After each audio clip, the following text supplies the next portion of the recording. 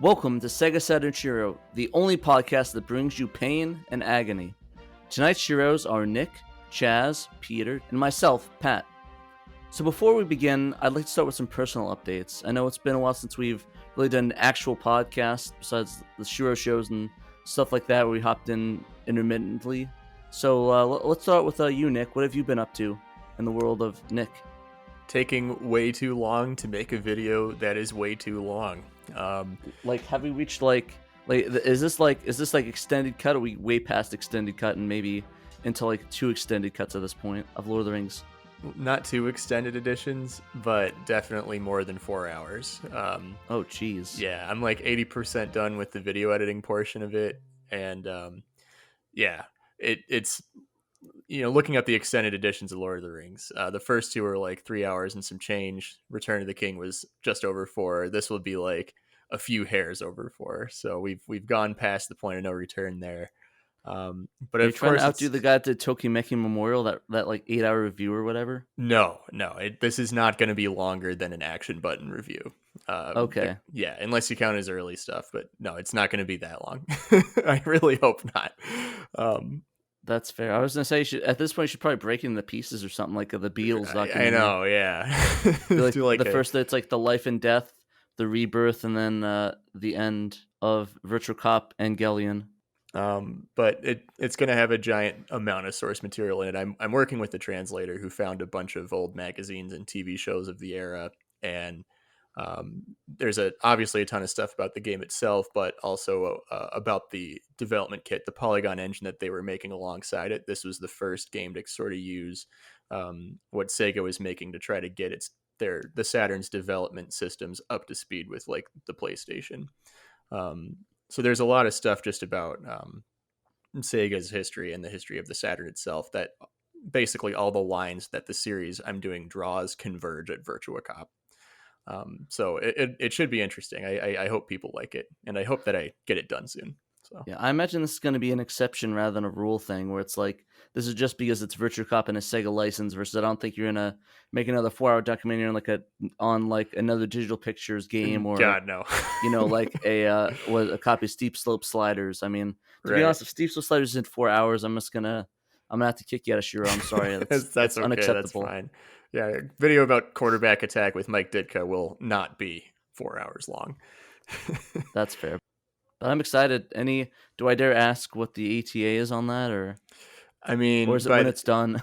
By the time this podcast episode's published, the video should be very close to being done, if not basically done. At that point, I'll just be doing checks, since quality assurance stuff, playing through the 4-hour long video to see if there's any spelling errors or audio editing mistakes that need to be fixed. May I volunteer for checking the video for correctness? You can, yeah, absolutely. I would love to do that. I'd be honored to early access. Watch it.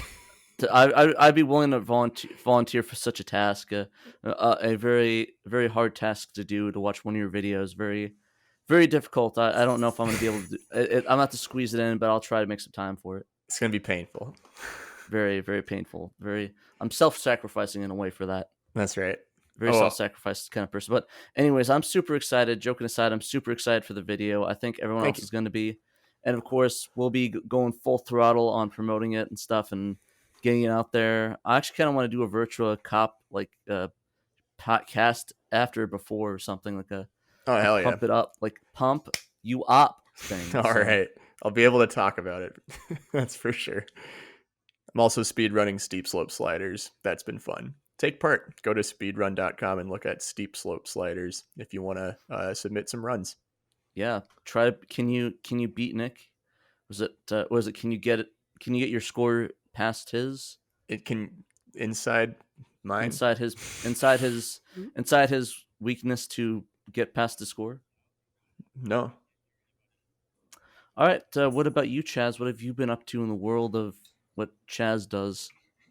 And the Game Master, der Game Meister, the Spielenmeister. What are you going to call me next? The Frame Meister? Oh, jeez. No, I wouldn't call you something that's outdated and very expensive and not relevant to the scene anymore. That'd be very rude. Yeah, I've been busy with what I usually do for a lot. If you open the promotion channel over on Sega Saturn SHIRO, you will see that Prince of Persia Palace almost every other comment because I'm promoting the heck out of myself playing the Mhm. games that I'm playing. I've actually been pretty quiet as far as playing Saturn stuff as of late. I've been playing a lot of my old favorites. I kept going back to Wild Arms on the PS1, Star Ocean Second Story, but recently I rotated in Genesis games. I just played Gunstar Heroes. I just played Alicia Dragoon. Um, some couple months back, I did a run of Fantasy Star 4. Yeah, I've just been playing the old fun stuff that I'm so used to, and trying to rotate new stuff in to get more people to come in, which I think is working so far. But yeah, I've been doing the same thing I've been doing. I'm not on Facebook anymore. I've been streaming over on Twitch for the last, gosh, maybe year or so, give or take. And when it comes to being here at Shiro, I'm like Reptile from Mortal Kombat 1. I rarely ever show up, and you have to meet certain requirements to find me, but I'm always here. Hell yeah. That's I think that about does it for me as far as what I've been doing, just playing games on Twitch, and yeah, still here, still Yeah, doing the no, same yeah, thing. yeah. I always see you hopping in on there and talking on here. You're always here in spirit, so we're Yeah, just yeah. been all busy. But no, I see you add to discussions stuff like that. So I guess I have to start giving clues of when I show up. Alone is how you will find me. Blocking will get you nowhere. That sort of thing. yeah, do you have anything else? Anything else, Chaz? Other than the shameless self promotion to follow me, if you'd like, that's all I got. Where we follow you at? Twitch.tv/Game Master Chaz, all one word. Yeah, you'll find me in there. If you see that Prince of Persia Palace, that's me in the promotion channel. Yep, he's always just playing Prince of Persia now. Yeah, a lot of the times, yeah, yeah. Chaz, the Prince of Persia game master. I haven't met Jordan Mechner yet. I do want to. That's the only thing left I have to do at this point. Are you gonna be doing a full Sands? Was it the Sands of Time trilogy playthrough? You know, this may sound blasphemous, but I've actually never completed the Sands of Time game. Believe it or not. All the series, or just the Sands of Time specifically? The rest of the other series. The first two are the ones I go back and forth a lot. The '89 original and then the '93 DOS second Hmm. game, Shadow and the Flame. I do at one point want to record a back-to-back no death run of both of those because I know I can do it. It's just a matter of being patient and getting it done because sometimes those games just throw something at you that you can't do anything about. Yeah, it is kind of funny because every time I hear about the game discussion, it's always the Sands of Time series on the GameCube that or the was it on all consoles GameCube, PS2, and Xbox? I think so. It was definitely multi-platform. Yeah, it was Yeah, multi-platform. I think it started on the PS2. Quote me if I'm wrong, and then it went, and then it transferred elsewhere. My heart belongs to the GameCube version of that game. same. Yeah, but I love that the Sands of Time trilogy. Is that what it's called, the Sands of Time trilogy, or is it It's like been like the 15 years since I played it. yeah? I I wasn't couldn't sure what tell the you. trilogy official, but you guys know what I mean. Like the Yeah, three on yeah, yeah. the The but yeah sixth the gen Prince of Persia yeah, games 6th gen Prince of Persia, and it's kind where of you could funny because rewind. I don't hear anybody ever talk about the originals, and it's kind of weird that it's the hear that like from you that's like you're all diehard on the originals, but you don't really play or care much about the three on the 6th gen consoles. I just think it's interesting. Yeah, I'm like a FCA with Resident Evil. You know, I like that. I like that 2D screen blanking from one area to the other, like the old games do. I know it's irrelevant. I know it's irrelevant now, and it's hard to sell today. But yeah, I'm I'm quite the purist on it. Yeah, hey, that's no hate. I mean, I feel the same way with Resident Evil, like especially with four. I know a lot of people know my opinion on four is pretty blasphemous. The fact that I don't like it as a Resident Evil game. Oh, I Hey, hate it's a it. fun game, but it's not I don't think it's a good Resident Evil game. But I like the game. It's fun. You played It's the just VR Resident Evil 4? no, but I kind of want to now. It's really good. It's extremely good.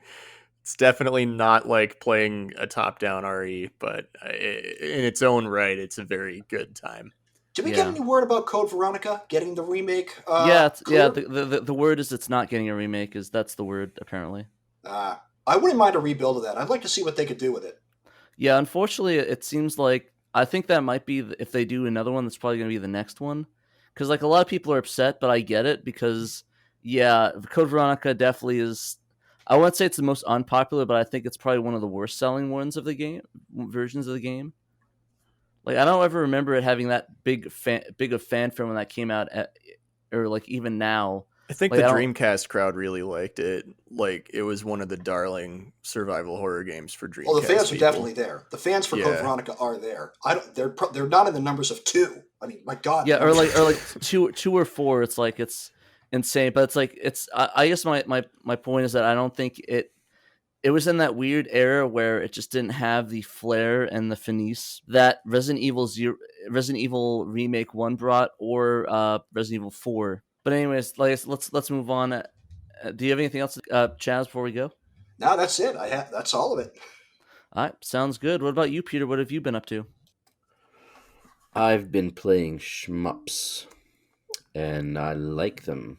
So Pew it's a pew. genre that I've never really gotten into before for I don't know what reasons, nothing particular really, but I've been definitely giving it more time. I've been playing some Galactic Attack. It seems like a really cool shooter to sort of jump into the Yes. world of shooters, right?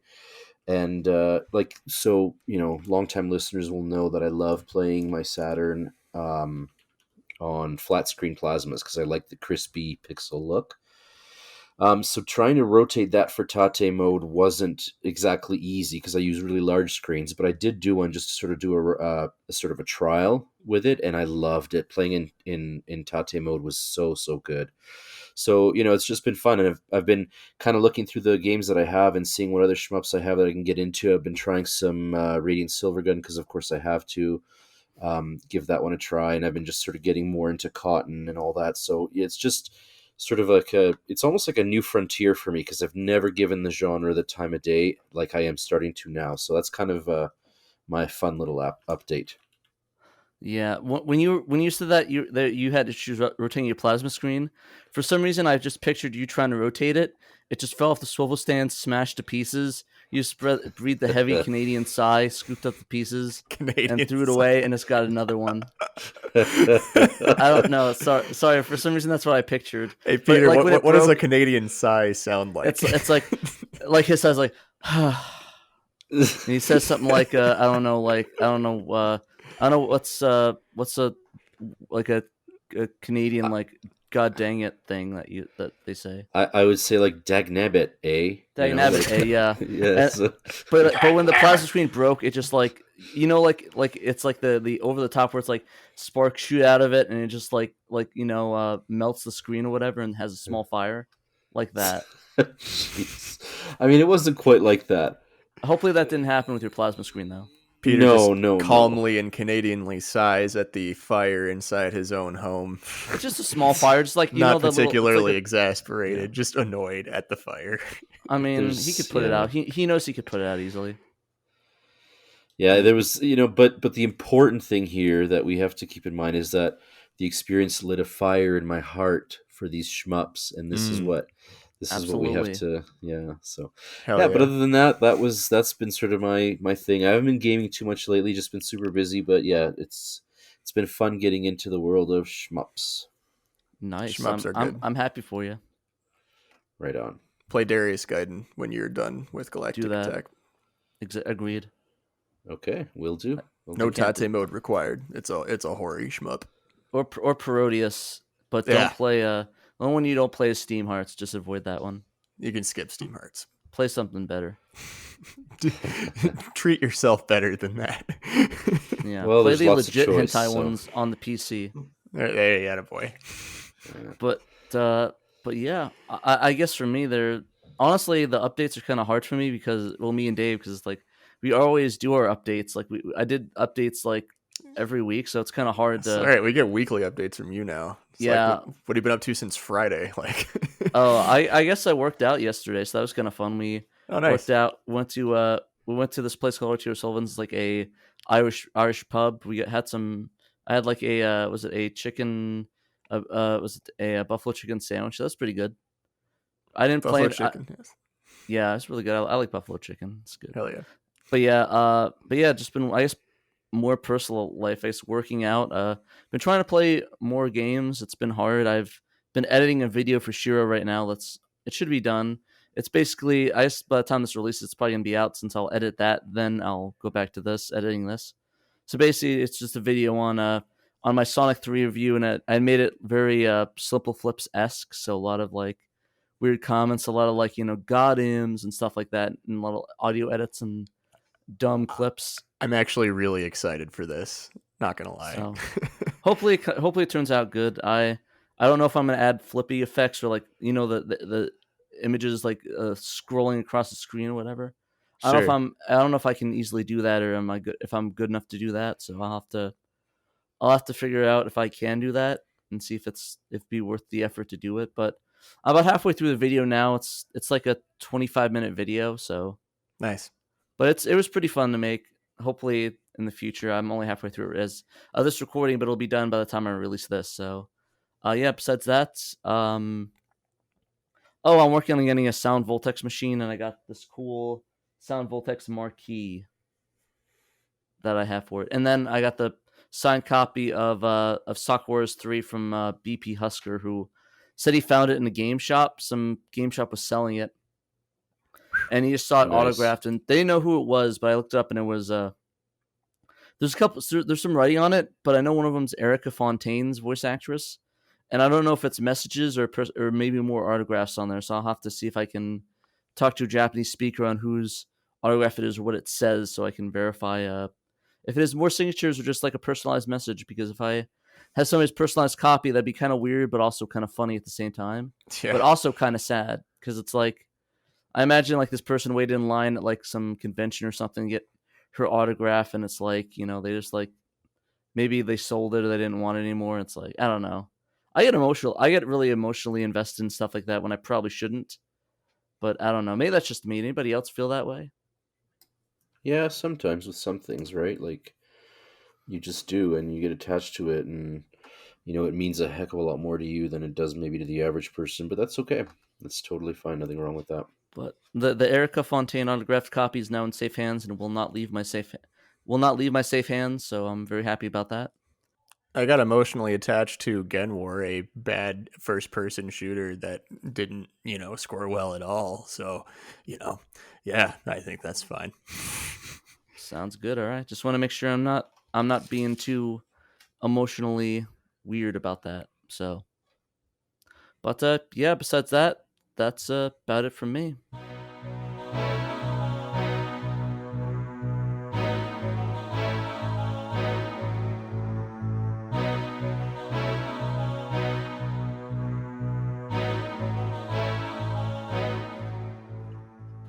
Alrighty, so for today's game, we decided to focus on not just one game, but actually two. Mostly because I think it'd be weird if we just did the one and not the second one, because there's only two games in the series, and they're both on Saturn. One of them released in America, and one of them not. And that game is, of course, the amazing Dragon Force 1 and 2 on the SEGA Saturn. And we're not talking about the band that was in several guitar games that put you through fire and flames. This game puts you actually through fire and flames and a storm of swords almost. Now we're getting Game of Thronesy. Mm-hmm. So Dragon Force 1 was developed by J-Force and Sega, and this is kind of an interesting story. So J-Force was founded by Masahiro Ashino in 1990, and the company went through several financial difficulties through its time until 1996 when it folded, and it was actually in the midst of development for Dragon Force when it was shifted to in-house at Sega after the founder actually went missing and remains missing to this day. I didn't know that. That's wild. I did not know that either.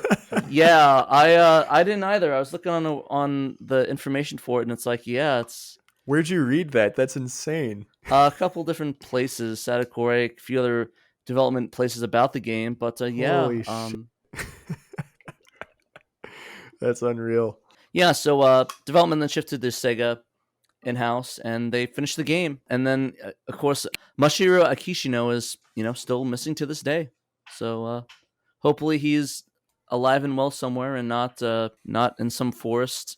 I wish we could have got him on as a special guest. Like, that would have been the ultimate podcast reveal. If we found him, wow, and put him on as a special guest. I was imagining him like in a cabin, all disheveled with a long beard. It's like, after years, I can finally talk about my project in this game. It's like, it's been almost 30 years, and it's like nobody really I just want to know why he's still missing. That's Yeah, that's fascinating. Yeah. Probably tax evasion and owing people money. that could be.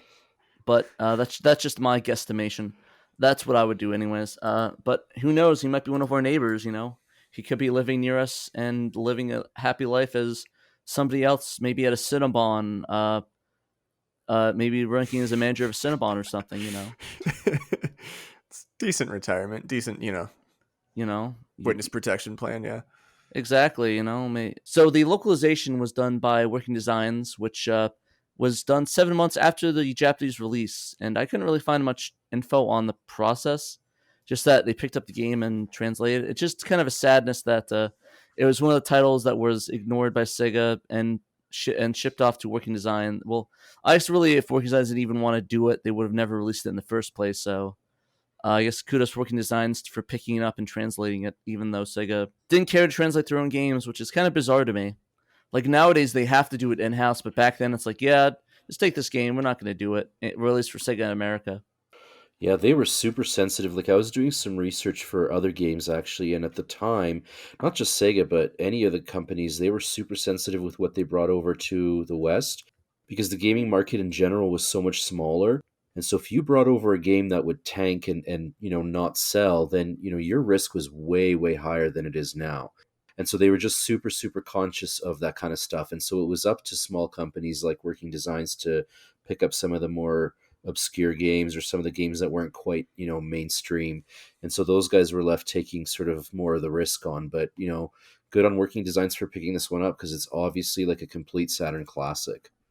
Exactly. It's a ton of fun, and I think it really went on to inspire a lot of other games, even though it was technically inspired by another game, which we'll talk about here shortly. But anyways, did you guys have any other info on the development or anything you'd like to share? Any thoughts on the development cycle? Just some brief release date research. So this came out on December 13th, 1996. The manual for Shining Wisdom, which was released in June of that year, said that Dragon Force should be available, quote, 8 to 10 weeks from now. It obviously got very much delayed. That would have had it out in September, but it instead came out on December 13th when Vic himself of Working Designs posted to Usenet on that day saying it shipped out.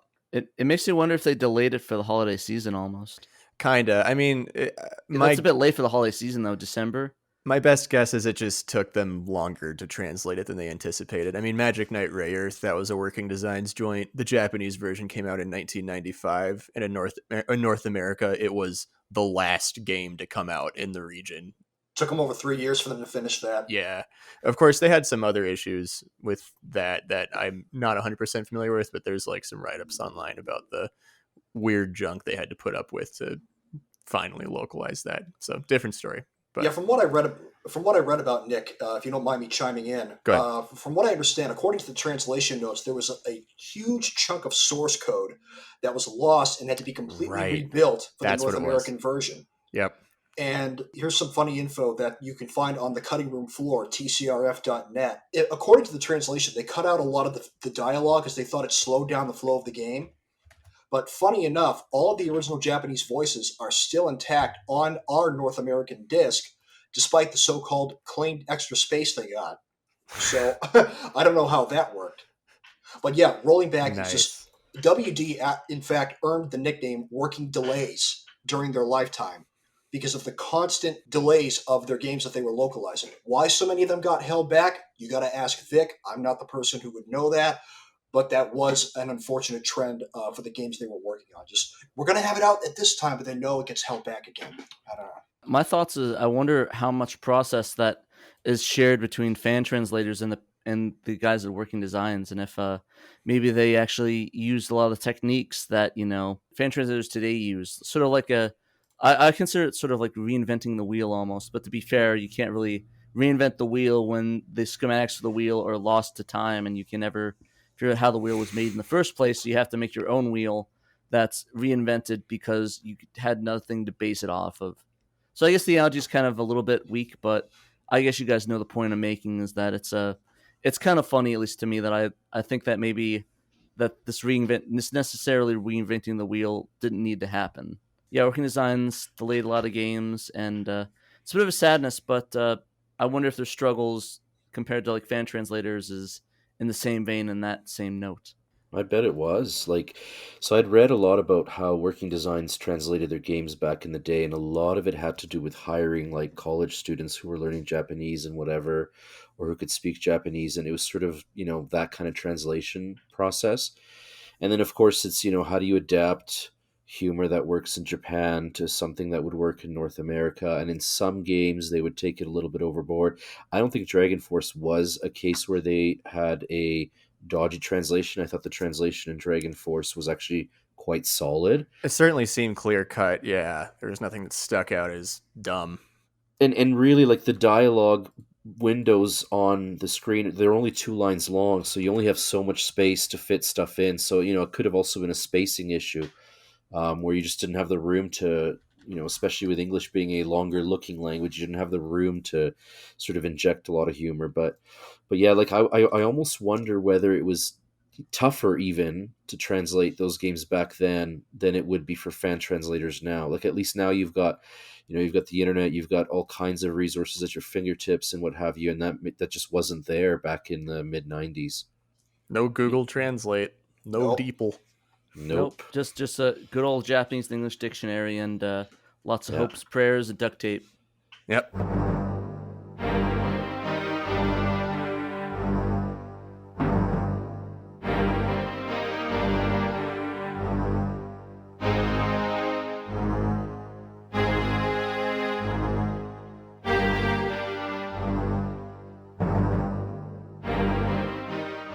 Alrighty, so with the gameplay, I thought it was interesting that it was on the surface level, it seemed inspired by Ogre Battle.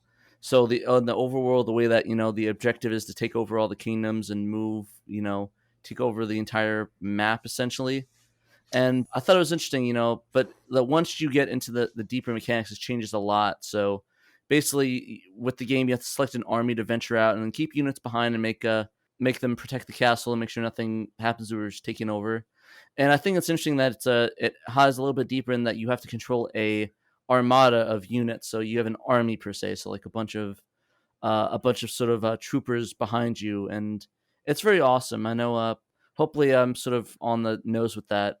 Probably, am I pretty good with that? I know Chaz probably could explain a little bit better, right? Yeah, to summarize, pick a nation, unite the whole continent so that everyone's a big family, and then go after Madrick, who's the big evil. Yeah, and I think one of the coolest things is you can actually talk to people and negotiate instead of like fighting them. And be like, I surrender. But in all honesty, I tried doing the mechanic, but maybe I might have been doing something wrong because every time they would do it, they would like stop, then they just turn around and fight me again. It's like, you just surrendered. Why would you do that? Like, I don't You know. know what? I never tried that when I played through the game. When I encountered an enemy army, that's it. Gloves off, let's go. Just fist fight him right away. Chaz is just choosing violence consistently and progressively, which I appreciate it. Well, only because whenever that feature is in a game, when it works great. But from my personal experience, it never works for me. Like, even when I try to, just negotiate peace with the other enemy in question, no, they always want to fight. So now I'm just like, you know what? Take the gloves off. Let's go. I tried that too. They just didn't work. So I'm like, all right, fine. Okay, so that's just not me We go doing fight. something wrong because I could not, for the life of me, I could not, like, I tried to give them a chance, but they just kept coming at me. It's like, all right, I guess I'll kill you then. I'm sure there's like a proper pacifist way of playing it. I haven't figured it out, that's for sure. Yeah, unfortunately, you have to choose the renegade option and punch Reporter in the face for this game, per se. But besides that, I thought the gameplay was really fun. I really enjoyed it. What are you guys' thoughts on the gameplay of it? And When you're playing that, keep a clock nearby. You're going to lose track of time if you're enjoying it. Yep. That clock is going to roll so fast. And I'm not talking about the weekly domestic affairs. That game is going to suck you in if you're enjoying it. It's going to go by real quick.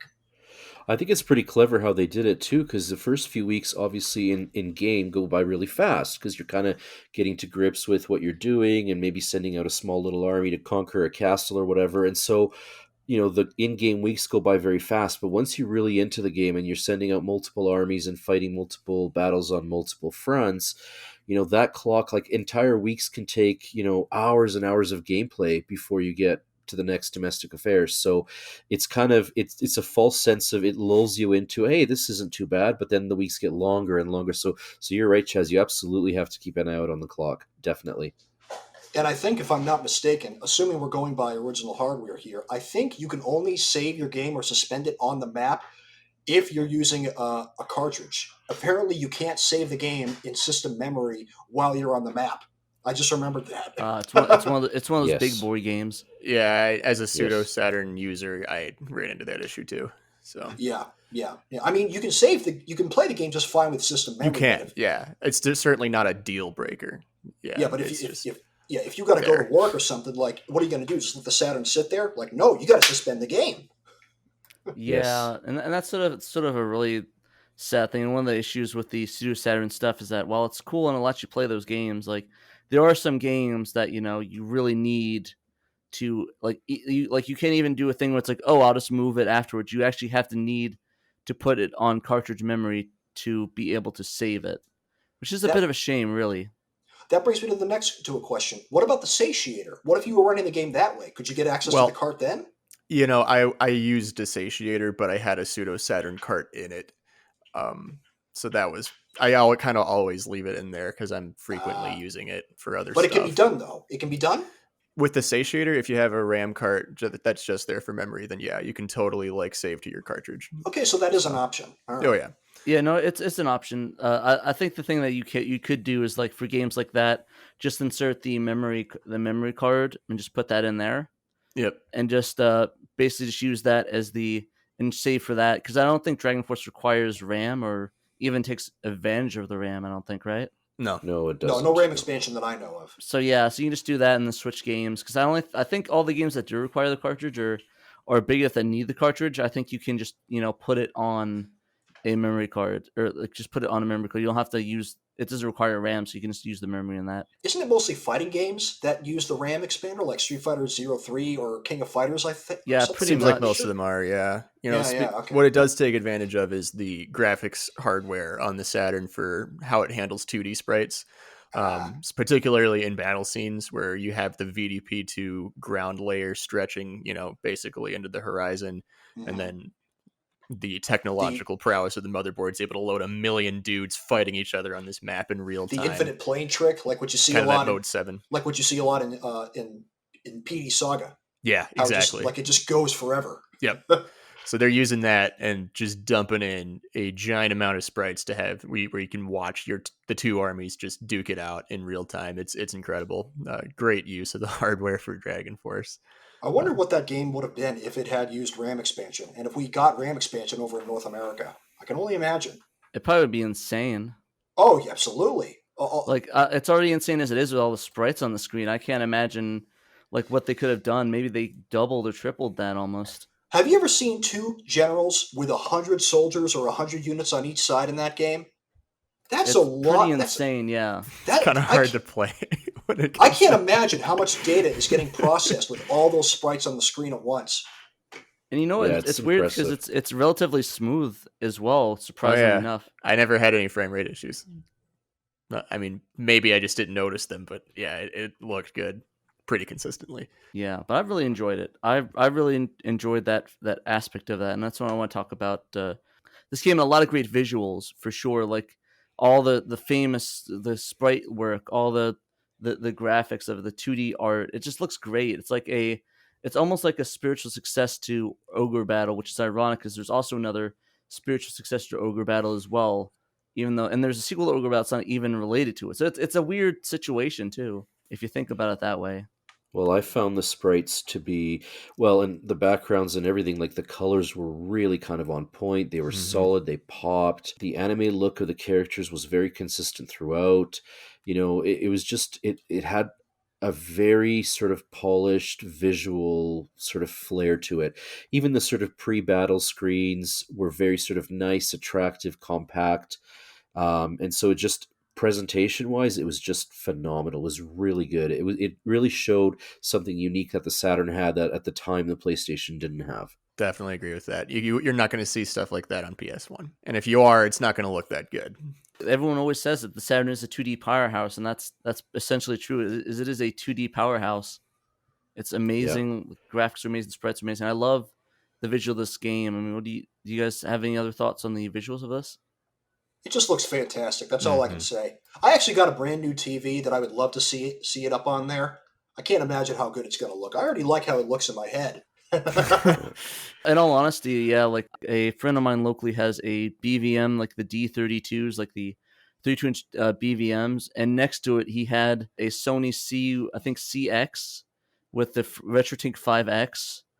And this is going to probably sound the most blasphemous thing I ever heard out of my mouth, but I thought the OLED with the RetroTink the 5X blew that BVM out of the water in terms of visual look, the organic look of the pixels. It looked like the pixels would literally cut your eyes in half.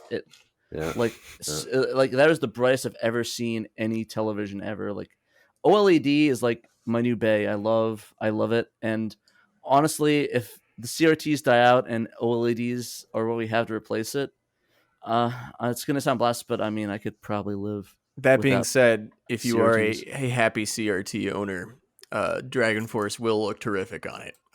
Exactly. It will look really good.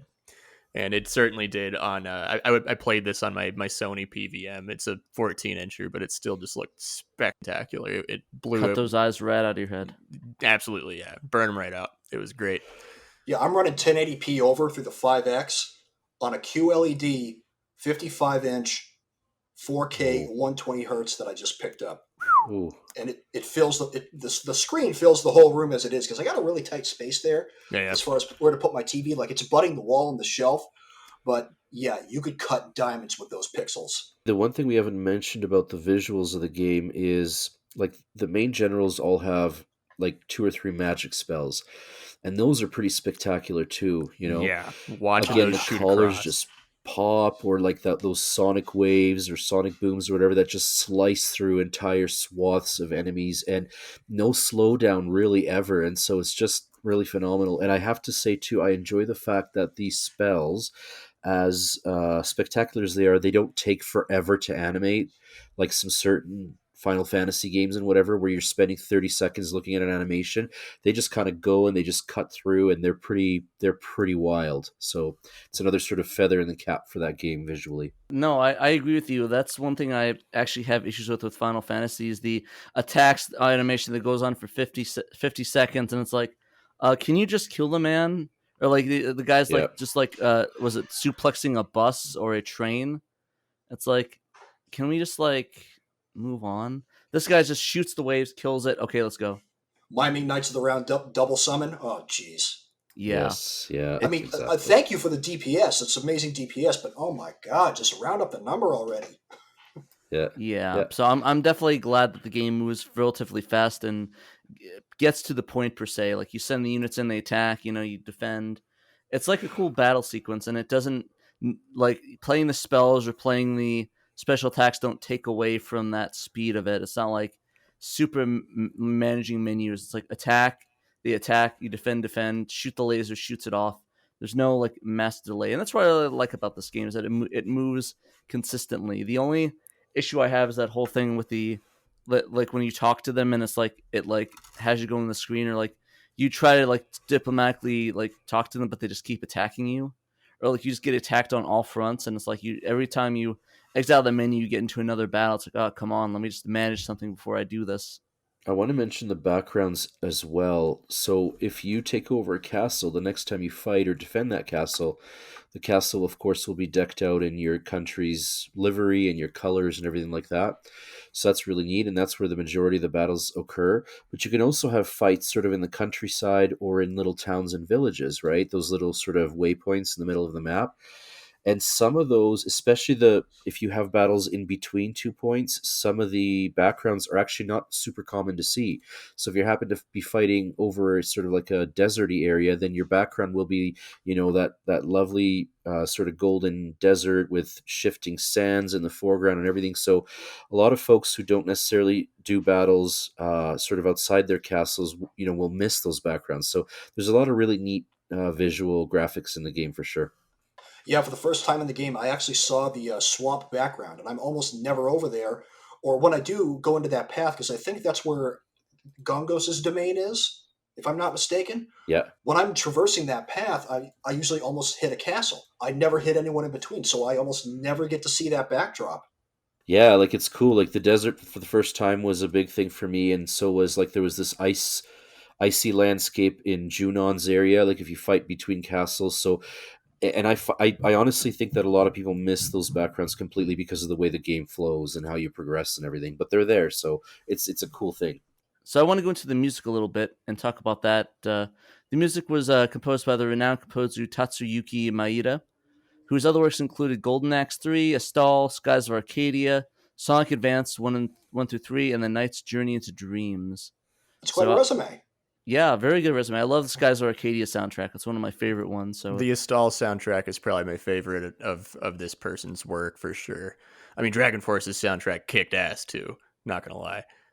yeah, yeah, it really fantastic soundtracks for all the games he's worked on, and you can actually hear the Skies of Arcadia stuff within the main theme of it, which I really enjoyed. I love the theme of that game. So yeah, the music was really great. I love all the music of the backgrounds, the opening theme, the overtures. Like, what were your guys' thoughts on the music?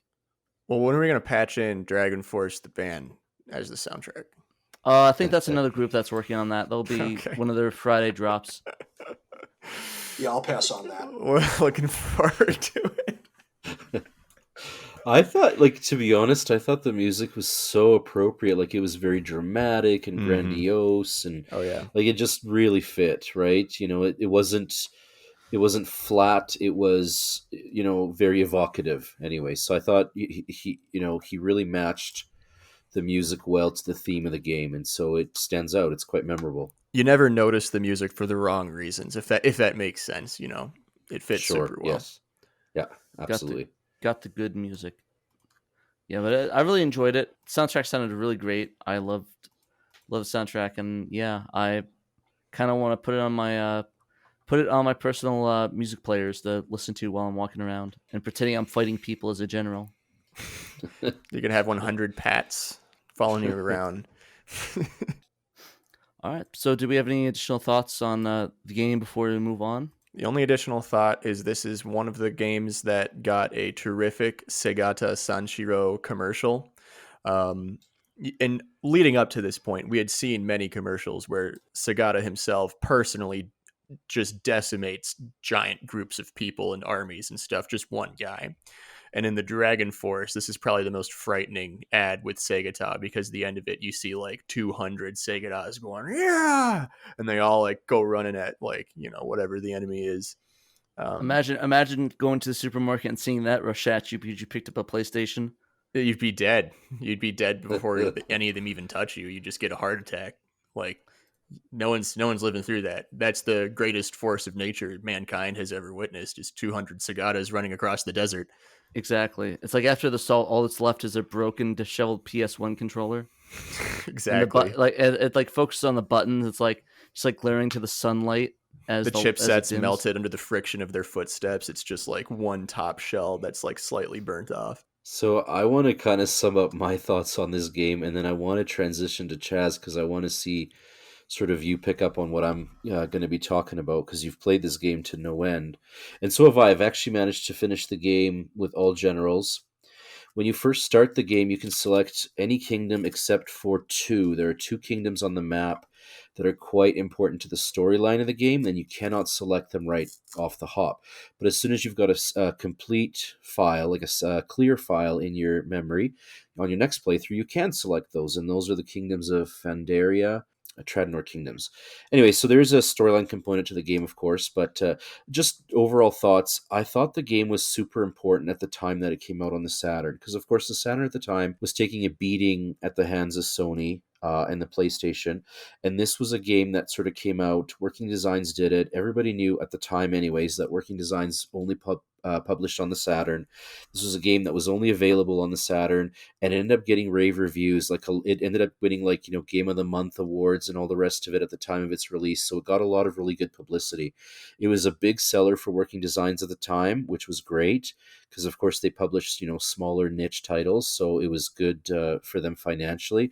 And it was just a very solid sort of first entry. I don't think a game quite like that had ever been done before, and it really, really sort of hit. Like, I know a lot of people, or I shouldn't say a lot, but some people criticized it, that eventually, it boils down to just a quick game of paper, rock, scissors in how you position your troops and what troops you use and what strategies you use.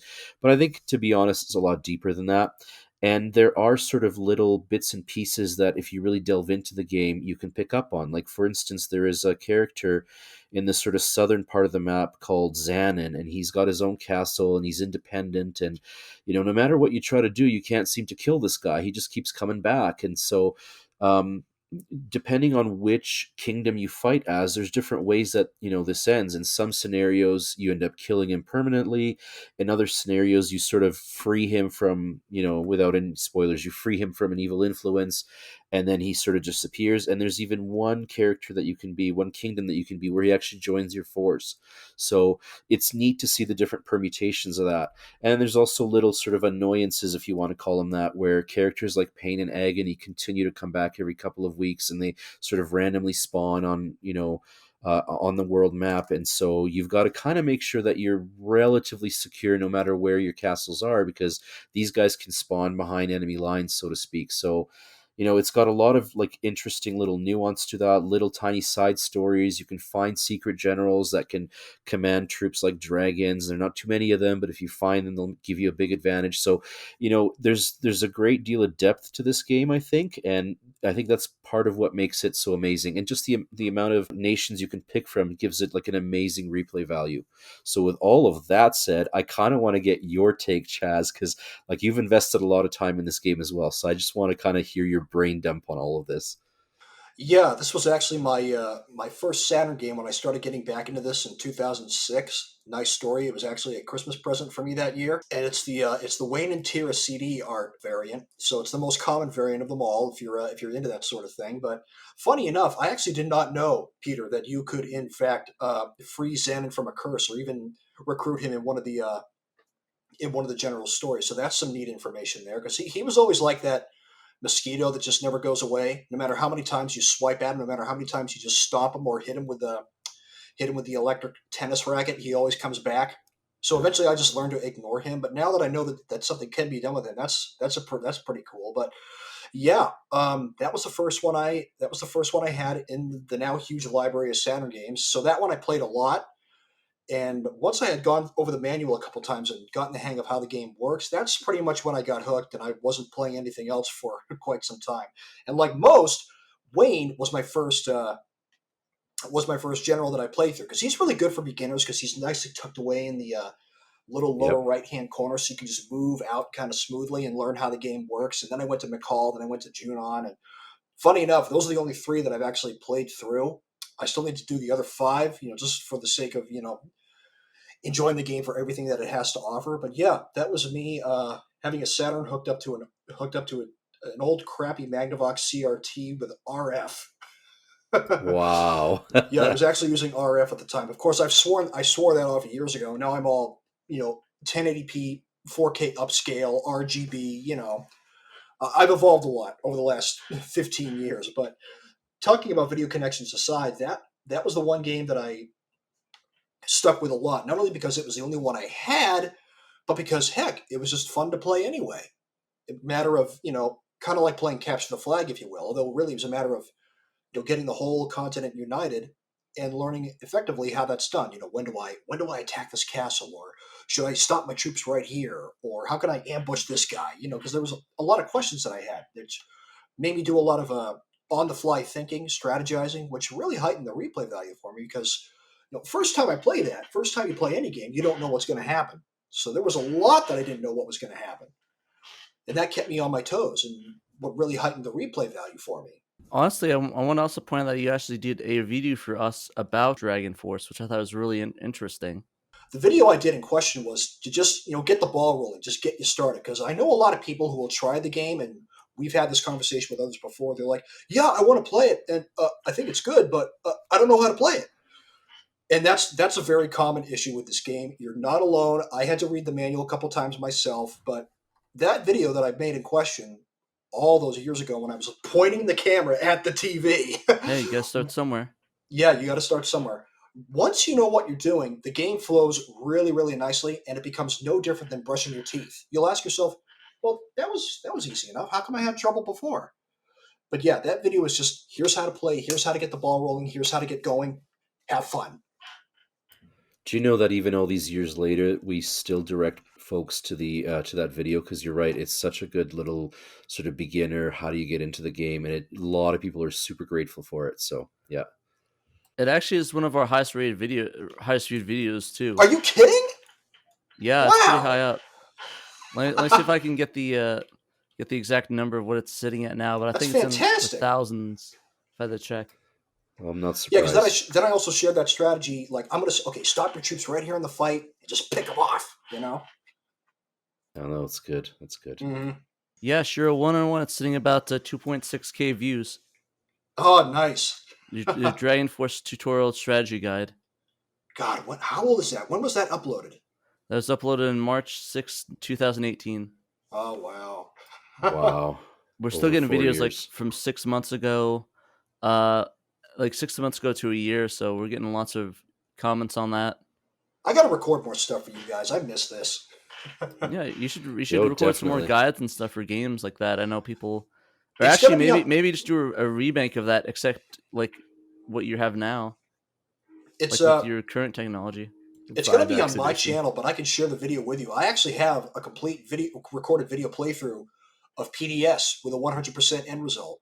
Even though I did that for SHIRO some time ago, now it's properly captured the way I wanted it from the beginning, but couldn't have it at the time because my PC couldn't have it.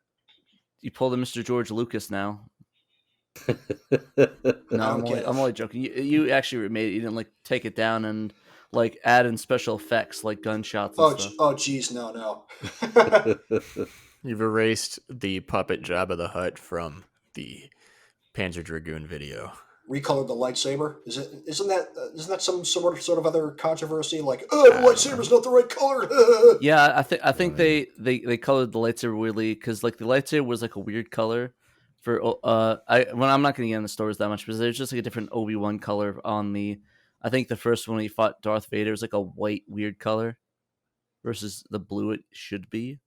I don't remember. Honestly, I don't really care too much, but I think that's what it was.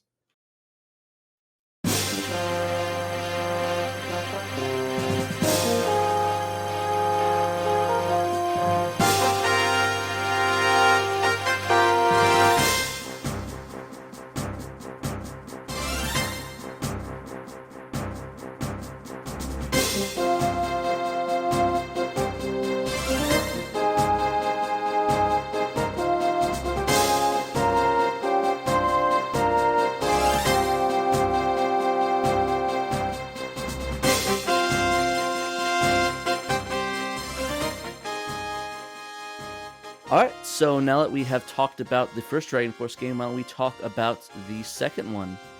So Dragon Force 2, Kami Sarishi Daichi Ni, or Goddess of Mercy, Death, and Destiny. This was developed by SEGA and Chime Corporation and released at the end of the Saturn's life cycle on April 2nd, 1998. So you know what that means, boys? No translation. No localization. Exactly. No None. localization for None this. whatsoever. None existing. Localization equals non. But for a little bit back on Chime Corporation, they have developed. They actually developed recently. They did a Made in Abyss game. I don't know if it's released yet for I think the Switch and stuff. That was their most recent game. But they also worked on the Napple Tale on Dreamcast, the first Danganronpa game, and then Zero Time Dilemma, and a lot more. But those are the two that was ported up. Sadly, that like I said, we said this never got localization as it was released in the dead period of Saturn in the US and EU. So was the quote unquote not our future era of the Saturn. Is that the good way to describe it? Yeah. Perfect way. Yeah. There was like what 7 games that came out in '98, 8, 6. Hang on, nope, I have the number here. It's 8. So yeah, it's definitely. I know that 5 era. of them. What were the other 3, Nick? If you don't mind me asking. The 8 I got: NHL '98, Daytona Netlink Edition, Winter Heat, House of the Dead, PDS, Burning Rangers, Shining Force 3, and Magic Knight. Those are the Okay. 8 All right. in order. Wait, that Shining Force 3 came out that late? Yeah, for North Oh, America at geez. least. I mean, it might have come out earlier in Japan, but Yeah, I It's mean, yeah, considered- I get that. It's considered part of the Final Five in North America. I don't know if you've ever heard that before. Yep. Yeah. The final 8, if you want to count that year, but it's definitely in the last 5. It is the third to last North American Saturn game. But yeah, so this game, luckily, even though it did not get a localization, it got a fan translation in 2016 in January. It was translated by Kevin Walters, Faustwolf, 645, and Sandslice. Thank you. Yeah. Yes, thank you. And then the project programmer is well known in the Saturn community, who is the ever famous Noah Steam, who worked on the Sakura Wars fan translation in 2019. So thank you once again, Noah Steam, for making all our dreams come true. Certificates are in the mail for marriage. But yeah, I thought this one was kind of interesting. It had, even though it had the same gameplay elements, maybe it might have just been me, but it felt slightly different. I don't know, maybe for those of you that played it, it seemed kind of more. What's the word I'm looking for? It seemed more plain. Is that a good way to describe it? The art, just, I don't know. To me, it didn't feel the same, but the gameplay was really similar. It felt a little bit more tighter and more mainstream, though. They fixed my biggest issue, and that's moving the units once you select the general. Because for some reason, I don't know, maybe you guys had the same issue, but in the original game, when you selected units to move, you actually had to reselect a menu to select them to move after you select the units to roll out. But this game, you can just select them, then move them instantaneously. But they fixed that in this game, so that was a big lifesaver. But this one also felt a lot tougher for some reason. Like I like the first boss, I lost a ton of people against because he was just so difficult. The 100-unit like goblin army. Maybe that was just me. I think so you played it, Peter? Yeah, so I played it extensively with several characters, although I have to admit I've not yet finished it with anybody, but I've gotten very far. Um, so yeah, it's like you said. So it's almost like they took the first Dragon Force and looked at any sort of issues with the interface that they could fix up, and they did fix it. So the menus are a little bit more streamlined. There's some quality of life improvements. So for example, I don't know if you knew this, Pat, but you know how in the first Dragon Force, if you're moving an army from one point to another, you kind of have to watch as it slowly moves across the map. Well, there's actually like a fast button in Dragon Force 2. So you click, I think it's the Y button, I think, and then it activates fast mode and everything kind of goes a lot quicker on the map. So that, so there's quality of life improvements. The overworld map also kind of scrolls very, very choppy in the first game, but it scrolls smooth as butter in number 2. But you know what you just said about the way the game looks, I agree 100%. You could tell the art style is different.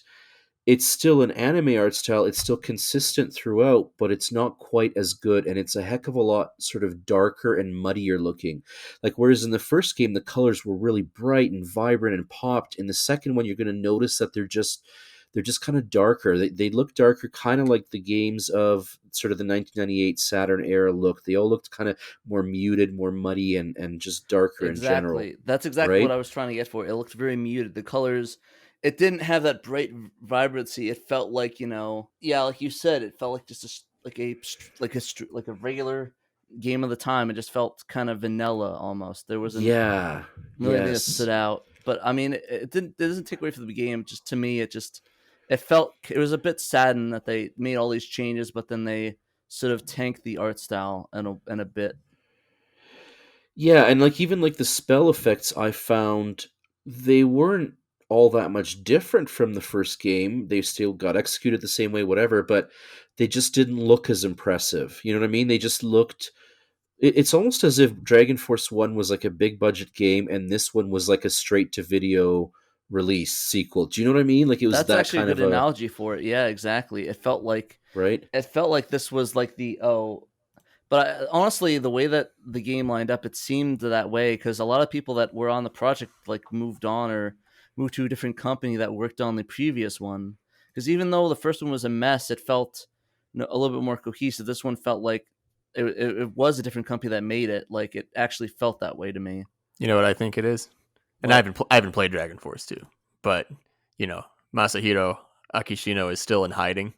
They couldn't find him. They couldn't find the cave. Exactly. He couldn't They send. couldn't pull him out.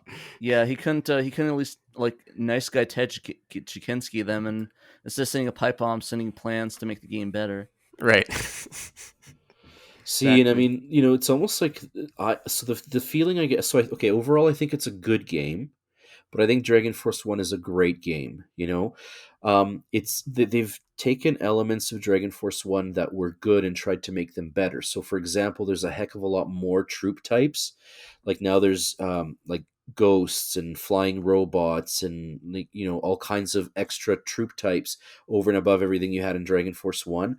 And you can have more than one troop type per general on the battlefield. So any single general can have, for example, soldiers and cavalry, or they could have harpies and zombies or whatever. So it becomes a lot more mix and match. But adding all those extra troop types, as well as the combination of troops, like that just makes the game a heck of a lot more complicated than it needs to be. Because Dragon Force One was very sort of arcadey in its like in the way it flowed. Like it was fast. Like you didn't have to wade through 1,000 menus. But with Dragon Force 2, even though there isn't that many menus, it's a heck of a lot more complicated.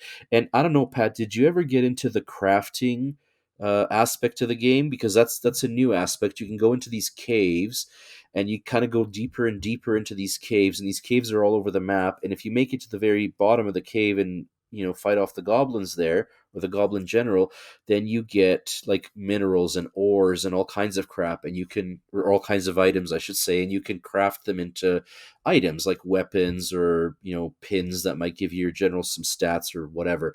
And again, like it's cool, but it takes away from the flow of the game. It's almost you've got like two separate game types that are kind of forced together. I don't know if you encountered that or what you thought of that, but it was sort of flow breaking to me. I didn't mess with that too much. I mostly just tried to play vanilla, but maybe that might have been why I found it so hard, because I didn't really discover that per se. So maybe if I worked with that a little bit more, it would have been a little bit easier for me to play the game. But no, I didn't, sadly. Yeah, it's like, again, if you were to take Dragon Force 2 on its own with no experience of Dragon Force 1, it's a good game. It's sort of, maybe a good analogy would be if you've ever played Castlevania Symphony of the Night on the Saturn before you ever played it on the PlayStation. You know what I mean? It's a good game. It's a solid game. It's got some good parts to it, but the alternative is just so much more refined, so much more polished, I guess. So again, it's like this is Lion King 2, whereas Dragon Force 1 was Lion King 1, which is huge, of course, right? It's that kind of a feeling, anyways. Would that mean that Lion King 1.5 would be Tactics Ogre? Indeed. Being the one that the fans like the most, even though the mainstream audience like the original, but the original Ogre Battle per se, but the Tactics Ogre is the fan favorite at the end of the day. Yeah. I mean, and I'm kind of glad that obviously we got Dragon Force 1 localized, and I don't think that we were missing out as much by not getting Dragon Force 2. And I mean, don't get me wrong, I'm super excited that there's a fan translation because I've now been able to play it in English, and that was a bit of a childhood dream come true. But it's almost like you've got this massive anticipation that this game is going to be just the most amazing thing ever, and it kind of isn't. It's good, but it's not amazing, I guess, is kind of how I would underline that. Would you say fans of the original, should they at least check it out? Oh yeah, no question. No Okay. question they should. Because there are, like I said, there have been the developers did take a look at what sort of wasn't quite working or what could be made better from the original, and they did their best to try to fix it. And there are some improvements to it. I mean, even the user interface is nicer, and some of the graphics look better. But there's definitely going to be people that try it and maybe aren't as big of a fan of the second game as they were of the first. Play it and try it out, and yeah, it is not as good, but it's still a good game. Like if Dragon Force is a 10 out of 10, this would be an 8 out of 10, or maybe a 7 out of 10. Yeah, that's fair. It's Yeah. worth your time to play. It's no Mr. Bones, that's for sure. So it's like Jurassic Park 2, but at least it's not Jurassic Park 3. Exactly. Yep. And it's definitely nothing like the latest Jurassic Park either, which is even worse. That's good. Have you guys even seen that? It's so bad, dude. We I've saw it heard opening night. so many bad things for it. It was like I enjoyed the process of watching it. It's that when you rethink everything after the movie, you're like, wait, they really dropped the ball here, and here. Like, Yeah. yeah. And some of the CGI was horrible, like the Sci-Fi really? Channel quality here and there. Like, Oh. they dropped hundreds of millions of dollars in this, and they couldn't get decent writers or decent CGI people. It was nuts. In all honesty, Gotcha. I kind of think it captured the spirit of the original Jurassic Park trilogy. Really, where each one gets progressively worse until the last one is the worst thing ever. Maybe I'm like not, a normal person for thinking this, but I really like the second Jurassic Park a lot. Second Like, one's got its charm. It's sort of yeah. like I mean, it's definitely not as bad as the second to the Jurassic World movie, but No, for sure. But no, but I think, yeah, like I said, I think Jurassic Park's. I tried to think of the best analogy I could. So, in all honesty, I'll probably have to rewatch it. But I never really thought Jurassic Park 2 was that bad. No, it was great. I loved it, especially the end. But that's not Tactics Ogre.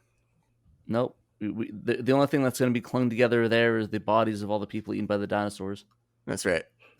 But anyways, the last thing I want to talk about really is the music. It was composed, ironically enough, by Hayato Matsuno, who previously worked on Ogre Battle for the Super Nintendo. So I thought that was kind of funny. He also did work on Nights into Dreams, Shenmue 1 and 2, and then several other high-caliber games and anime. So another really good musician in charge of the soundtrack here. Exactly. So yeah, while it wasn't the original composer, it's still a fantastic composer, and they know their stuff. Like the music of this game also is excellent. The opening theme with the sort of, it reminded me of I Am the Wind and Symphony. Very great anime-esque like pop song intro. So I thought that was great. I like that song. I like I Am the Wind. Ditto. I know, I it's love it. nice. I'm not saying it's bad. I said know it's a lot- like it as in it's like, the game, the anime-esque game that It's has the same vibes. Yeah. the same vibes. That's what I meant. Sorry, Yeah, but no, I love I Am the Wind. That's one of my favorite video game songs, probably. I'll of all do a time. sing along. If you want. I'm good. We'll pass on that one. Save that for the blooper reel at the end. Yeah. Exactly. But no, yeah, but I really enjoyed that opening theme of it. I thought it was really beautiful and made me want to listen to I Am the Wind again. And actually, I don't know, I kind of want to, after all this playing of these games, I think after this cast, I'm going to go to some game stores because I've been kind of jonesing and maybe finding something maybe special or rare or something. Or maybe not. Maybe I'll just look at games and just cry that I have to pay $300 for any decent Saturn game. Gex 64. That'll be $6,400, please. Yeah. Thanks. What was it? Who's the guy? The guy that looks like the kid from Spider-Man. What's his name? Scott. No, Scott the Woz. Scott the Woz. But yeah. Anyways, getting back to that, yeah, that's probably what's gonna happen. I'll pay $1,000 for a game, but anyways, I guess back to the point. The music's fantastic. Yeah, music's good. Did you guys have any thoughts on the music? I think that's. Yeah, no, you know what? Like, I think you're right. It is one of the high points of the game. I guess if I compare it to the first one, though, just like much of the rest of the game, it seems to lack that like dramatic, glorious sound to it. It's a lot more sort of subdued and nuanced in parts, but I like it. It's good. And God said it was good. So, any other thoughts, Peter, or anybody else, before we move on to our Saturn Obscura title? I'm just going to say, for those of you that have not played the first Dragon Force, you really owe it to yourself to give it a try. It is a fantastic game. It is one of the Saturn's best, and we will have a link to Chaz's fantastic video, up in our podcast description. So please give it a try. And if you are a Dragon Force lover, then by all means give number 2 a shot. It is a solid game.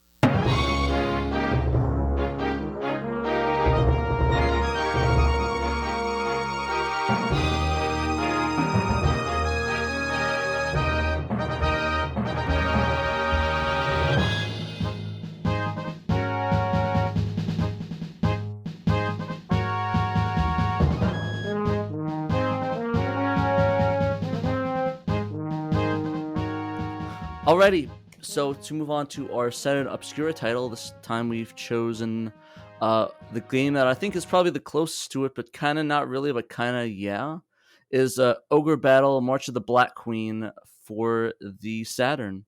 This game was originally developed for the Super Nintendo by Quest Corp. sadly folding in 2003, but having other several members work on other such titles as Final Fantasy Tactics, Vagrant Story, and Final Fantasy 12. I failed Roman numeral classes. I'm kind of bad. But the Quartz Corporation also worked on such games as Magical Chase, one of Dave and I's favorite shooters, and of course the Tactics Ogre series, which is also kind of interesting in that nature. Another fun tactic game that we hopefully will play one day on the Saturn and hopefully will cover on the podcast. So I'm a big fan of it. So the original Ogre Battle was released on March 12th, 1993 on the Super Famicom Japan, and then July of 1995 in North America. And the ironic thing about this, I actually did own it. I actually had a copy of it, but I played it and was not a big fan of it back in the day, and I traded it for, I think, Sparkster, I think. Or was it, did I sell it for something else? I can't remember. But anyways, I traded Sunset Riders for Sparkster, and I think I just traded it for another game. I can't even remember what game it was. Maybe it was a Pokemon game or something, but the point is, I didn't like it back then. I kind of regret it a little bit, but I kind of don't since I already have it on the Mister. So, oh well. It was later ported a couple of years later by Art Dink in September of 1996 in Japan, and localized by Atlas USA in July 1997 for the PlayStation, which had some features, larger text boxes and other graphical changes and improvements and quality of life fixes. And are you guys ready for the most common story of all time? The story you've probably heard thousands of times. It was ported on the Saturn and developed by Riverhill Soft in November 1996, which added voice acting to the game, even as limited as it was, which the PlayStation 1 actually did not have. And of course, say it all with me, it never was released in America. Was not localized. Was not localized or as Canada per usual. RIP. But funnily enough, years later, it was actually shadow dropped by Team Medusa in April 11th of this year, 2022, the year of our Lord Sagata. Hell yeah. Yes. And that is by Paulette, Aisha, Pennywise, and Ryusui. Big thanks. Big yes, thank thanks. you very much. Yes. Thank you. And the voice acting is actually pretty good. I actually like the addition to that game. And actually is a really good title. I remember we played a little bit and talked about it on the SHIRO show. Really great title. Really enjoyed it. I highly recommend if you haven't played it on the Saturn that you play it. And the only reason why we added it is because we can now play it and experience it. So, like I said before, let's talk about that. It had a similar overworld vibe to Dragon Force, in which you go across different maps, take over people, go into battles, fight midway through. I thought it was kind of an interesting perspective. But the difference in this one is that it uses a turn-based RPG style battle and actually uses card-based tactics with it. So using cards, I think they're all tarot cards, to gain extra attacks, buffs, or just using general abilities in battle, which sounds pretty fun. Have any of you guys ever tried or played or heard of or seen anything about Ogre Battle at all? No, not yet. I mean, since it's patched, it's certainly on my list of games to try out. But, having enjoyed what I've played so far in Dragon Force, of course, the battle looks slightly different in Ogre Battle because it's not as wide and expansive and, giant hordes of armies tanking each other. But it still looks, it's a similar vibe. It's definitely worthy of talking about in a Dragon Force cast. Exactly. I really enjoyed it. Any other guys ever play it, like either for the SNES or Super Nintendo? I played 3 incarnations of it: Super NES, Saturn, and PlayStation, and I own all 3. This is your guy. Yeah, exactly. So what'd you think as a master of Dragon Force, and I guess I don't know what your level of an Ogre Battle. I'm assuming master. I'm not to say master. No, you'd be completely wrong. I've never finished it. Okay. Well, what were your thoughts? For me, it's Dragon Force all day, every day. Because with Ogre Battle, as much as I like what it does, the maps, and completing the objective in question, for everything you do in that game, for every positive, there's also a negative. For instance, if you keep playing the game with the same certain army, because that army is really powerful and it's helping you out a lot, the game will actually punish you for that. It's an up and down system. Everything you do in that game that you think you do right has a negative consequence that goes with it, which is essentially what turned me off to playing Ogre Battle. So by that nature, the game tries to encourage you to use different armies, but I don't want to use different armies because the one I already have is getting the job done just fine. So the game essentially punishes you if you're playing it a certain way it doesn't want you to. So I ultimately didn't stick with it, which is I think is unfortunate because aside from that, I actually like the game for what it is. Yeah, no, I definitely agree. I definitely think it is kind of annoying that punishes for something that would that Dragon Force actually would encourage you to do.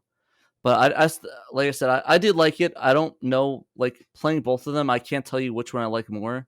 I'm gonna cop out and just say I like them both equally for different reasons and different aspects, and they both have their negative and positives to them. But Oh, they both overall, yeah, it's a little cop out, but I mean, come on, yeah. But I just really enjoyed both of them for different reasons. If I had to pick one, though, I think I might have enjoyed the battling and Dragon Force a little bit better, just slightly, and edged it out. But I do like them. I do really enjoy a lot of the turn-based and the tarot card mechanics inside of Ogre Battle. Just my thoughts on it, though. What about you got the rest of you guys? Yeah, I haven't played Ogre Battle, so Dragon That's fair. Force is better. That works for me. Alrighty, so yeah, I thought the visuals though might be a little bit lacking. I mean, at the end of the day, you have to keep in mind that this is a SNES game that got ported to PlayStation, that got ported to Saturn. So at the end of the day, you have to take it for what it is and understand that this is essentially a lot of the graphics and styling is SNES, and it's just like visuals have to be kept in mind. But I kind of liked it for what it was. I thought it looked really visually great, and the graphics are pretty decent for what it was. And yeah, I think the visuals are pretty good. Did you have any issues with the visuals at all, or Chaz? No, I thought the game looked fantastic, and I love this. And I love the soundtrack that Hitoshi Sakamoto did with Ogre Battle. I love how it looks. I love how it sounds. I'm just a mixed bag with how it plays. That's fair. And I was going to talk about the music, but again, it was composed again by Hayato Matsuo, like we talked about above. And yeah, the music was pretty good. I liked it. It seemed like a reimagining of a lot of the SNES stuff, but it sounded really good. I wish I Wait, could go more into I depth. got it wrong. That wasn't Sakamoto.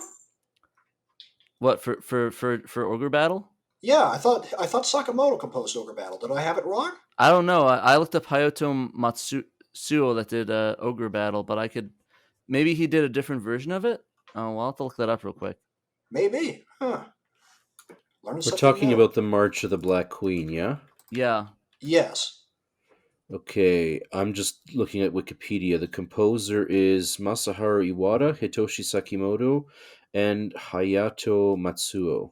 Okay, so there's 3 different composers in that case. Okay, I got that wrong. There we go. My bad. We both got it right. Yeah, We'll go with that. We just are missing information. There is a little bit missing from each of us. Yeah, I thought it was just Sakamoto and no one else, but there you go. Yeah. So yeah, Peter set us straight on the path. Thank you, Peter-san. Arigato.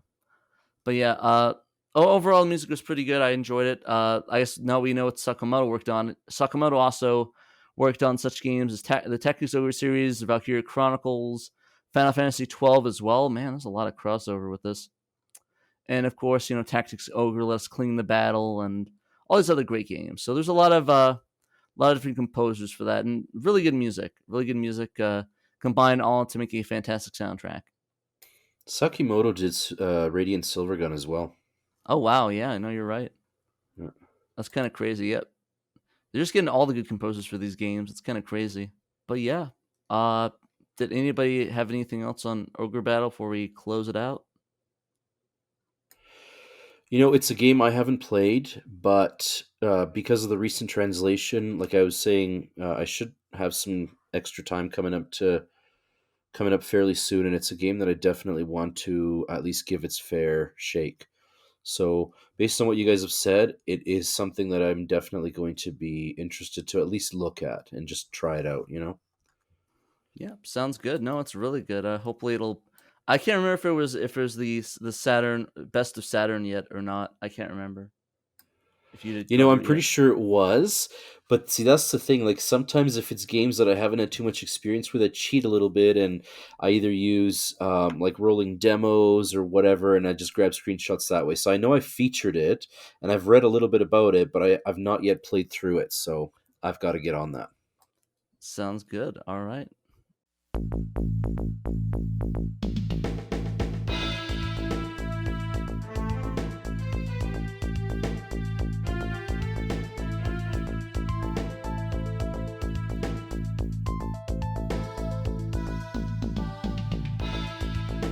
Alrighty, so before we go, we wanted to want to thank everyone for coming on the podcast today. I want to thank Chaz for coming on. Did you have anything you want to plug before we headed out? Come join me over at twitch.tv/Game Master Chaz. That's all one word. I'd love to have you guys over there, and can't wait to do more stuff with all of you. This has been a lot of fun. Yeah. Also, make sure to as well check out Pandemonium's YouTube channel.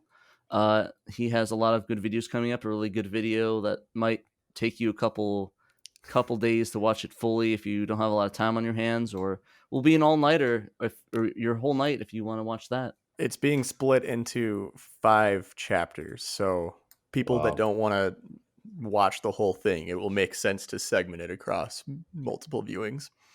That works. I got a shout out to you, Nick. I've left this tab open the entire time we've been on this episode. Nick currently appears to have every record for steep slope sliders on speedrun.com right now. Yep. There's me and one other guy who's running it's the like game. just 2 players, yeah.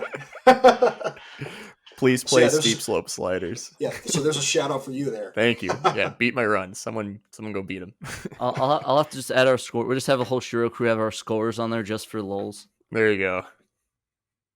But yeah, and also check out Peter's articles on the site. He has a ton of really good ones, and his Best of Saturns he releases every Wednesdays. He's got, I think, a big load of them coming up, so I'm excited to see what he has in store for us to talk about on the Shiro Show.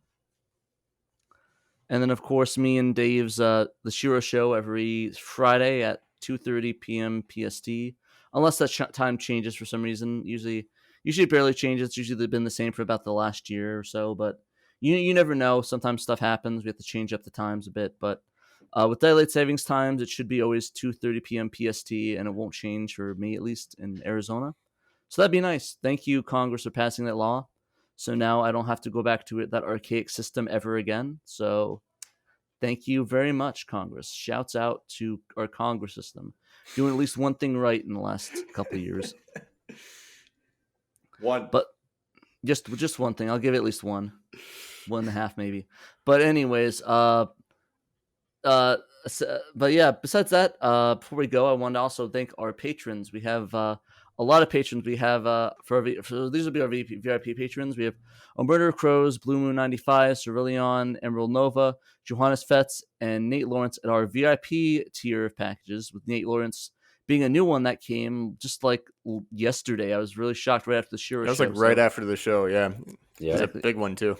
Shout out, Nate. And also thank you to everybody on the last show for all the donations, the super chat donations in the chat. We just re-enabled those, so if you guys want to give us props on there, you can. It's not necessary, of course, but we really appreciate that, and we'll do crazy stuff for you if you do. Like, we'll sing a song or play with our dollies, one of the two.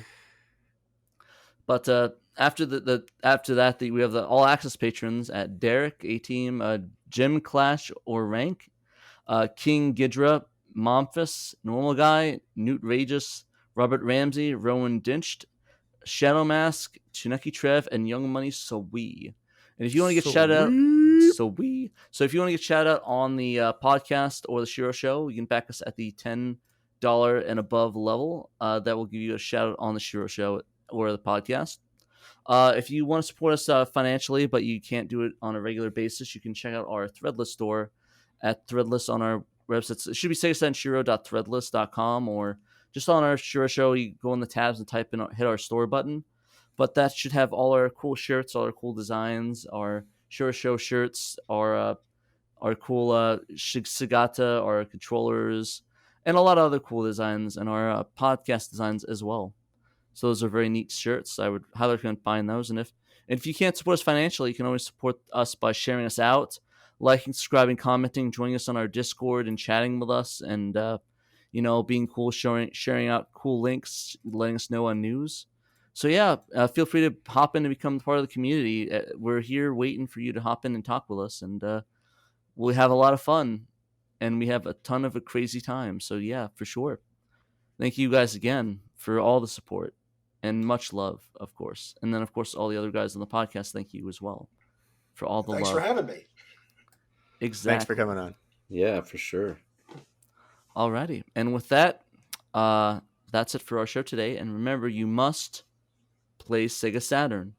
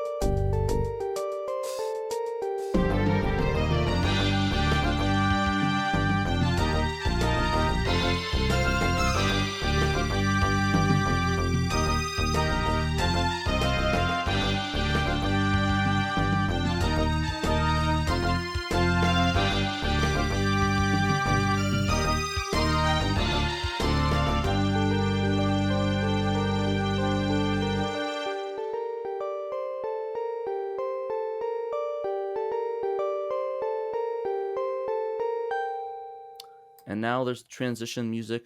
Okay,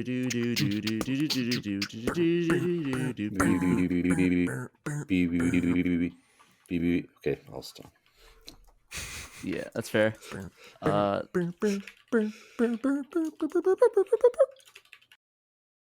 Metal Jesus? Scott the Woz. Scott the Woz. Metal Jesus does not look like Tom Holland. I'm sorry. Although I do really much enjoy what just happened. Thank you, Peter. Yes, I'm just picturing Metal Jesus as Spider-Man. It's like okay, guys. So check out this rare and obscure Spider-Man villain.